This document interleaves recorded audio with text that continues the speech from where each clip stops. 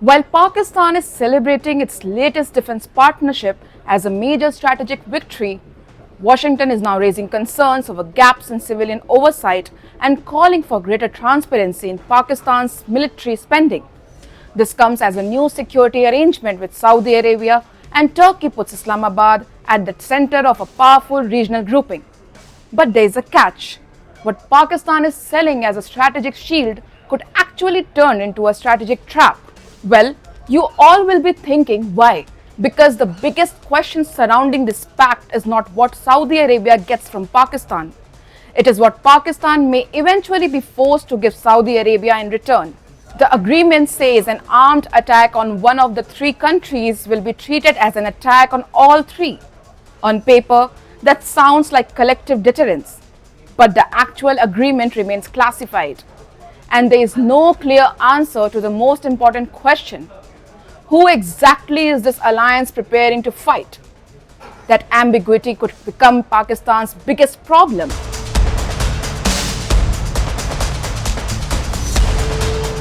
The Mecca Joint Defense Agreement brings together three very different powers.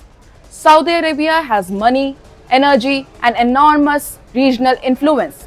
Turkey brings a growing defense industry and military reach, and Pakistan brings something neither of the two possesses: a nuclear arsenal and decades of military experience. That makes Pakistan extremely valuable to Riyadh, but it also creates a dangerous possibility. Saudi Arabia has long wanted stronger deterrence against threats in the region. Iran has demonstrated the ability to strike targets across the Gulf. The Houthis have repeatedly threatened Saudi interests and vital shipping routes. And Saudi oil flows remains vulnerable around the Strait of Hormuz, the Bab el-Mandeb, and the Red Sea. So, Riyadh wants security, and Pakistan appears to be offering exactly that. But this is where the equation gets complicated for Islamabad, because providing Saudi Arabia with a stronger security umbrella is not cost-free.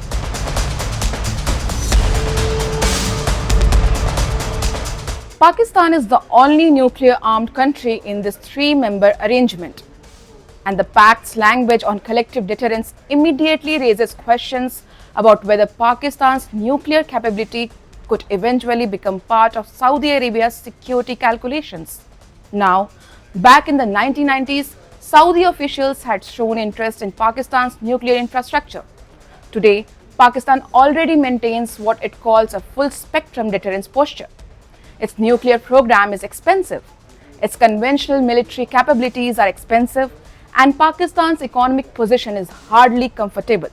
According to International Campaign to Abolish Nuclear Weapons, Pakistan's nuclear weapons spending rose sharply in 2025. So, if Saudi Arabia wants an expanded Pakistani deterrent, who pays for it? Saudi money could certainly help. But there is another complication. Pakistan's defense establishment is deeply linked with China. Chinese assistance has played a major role in Pakistan's nuclear and military ecosystem. So, a Saudi-funded expansion of Pakistani deterrence would not simply be a Saudi-Pakistani arrangement. It could potentially carry a significant Chinese imprint as well, and that makes an entire equation far more complicated.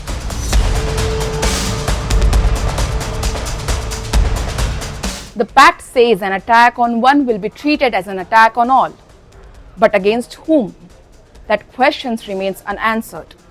And for Pakistan, the answer matters enormously. Because defending Saudi Arabia could mean confronting threats that Pakistan itself has every reason to avoid. Take Iran. Pakistan shares long border with Iran. It has religious and economic ties with Tehran. And Islamabad has historically tried to avoid being dragged into a direct confrontation between Iran and Saudi Arabia. But imagine a situation where Saudi Arabia comes under a major Iranian attack. Would Pakistan simply watch? Or would the pact force Islamabad to respond? And if Pakistan responds, what happens next? Iran could retaliate. Missiles could threaten Pakistani assets. The conflict could spill towards Pakistan's own territory.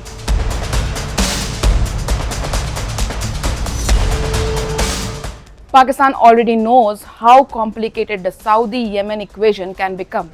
In 2015, Islamabad rejected a Saudi request for Pakistani troops to join the Yemeni conflict. The Pakistani parliament argued that the country was already fighting its own internal militant threats. Those concerns have not disappeared. If anything, they have become more serious. Pakistan has a significant Shia population, and any perception that Islamabad has joined an anti-Iran military alliance could inflame domestic tensions. So Pakistan's military leadership could find itself caught between two pressures. Saudi Arabia could demand security commitments, Iran could demand neutrality, and Pakistan's own population could resist being pulled into another foreign war. This is not a comfortable position for Islamabad.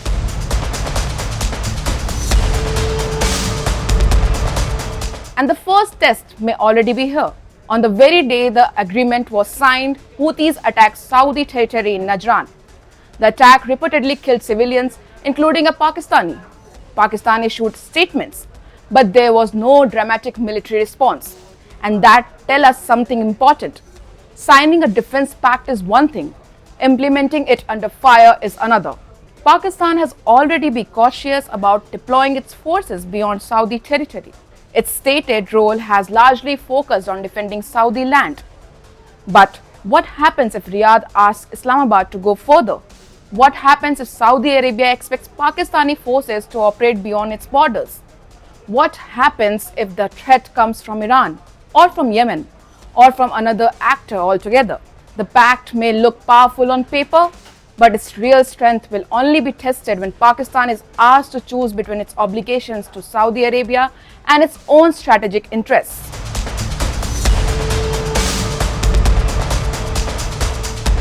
And this brings us to the central paradox. For Saudi Arabia, the agreement offers something valuable: a formalized security relationships with a nuclear-armed partner. For Pakistan, however, the same arrangement could mean additional military commitments at a time when Islamabad is already under economic pressure. More troops, more equipment, more air defense, more intelligence cooperation, and potentially more spending on deterrence. Pakistan may receive Saudi investment and financial support, but it could also inherit Saudi Arabia's enemies. That is the part Islamabad needs to think about. Because strategic partnerships are not only about what allies gives you, they are also about the conflicts they can pull you into.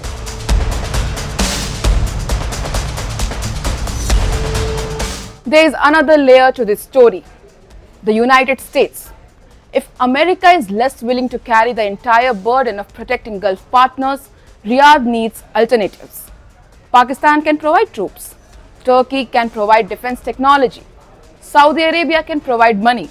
Together, they can build a regional security framework. But if this arrangement is partially designed to contain Iran, Pakistan could find itself caught in the much bigger geopolitical game. And that is where the pact becomes particularly dangerous.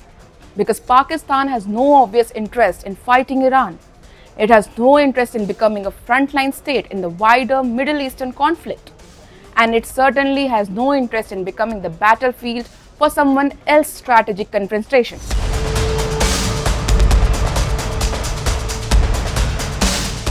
There is also the possibility that more countries join. Egypt could become involved. Bahrain could potentially follow. The grouping could grow. And Pakistan could increasingly be portrayed as a military backbone of a wider regional security arrangement. That sounds like a diplomatic win.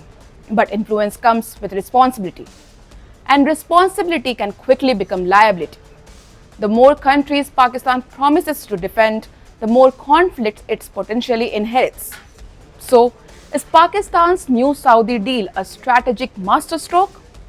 Or has Islamabad walked into another difficult trap? For Saudi Arabia, this pact could provide a much needed shield. For Turkey, it could open another avenue to defense cooperation. For Pakistan, however, the calculation is far more complicated. The biggest irony is this: Pakistan may have signed the pact to protect Saudi Arabia, but the real question is whether, in the process, Pakistan has made itself less secure, because a defense pact is only as strong as the price a country is willing to pay when the war actually begins. And for Pakistan, that price could turn out to be far higher than deal looks today. Well, that's a wrap from my side. Thank you so much for watching, and I am Muskan signing off for Times Now Digital. Until next time, take care and keep watching this space for more such videos.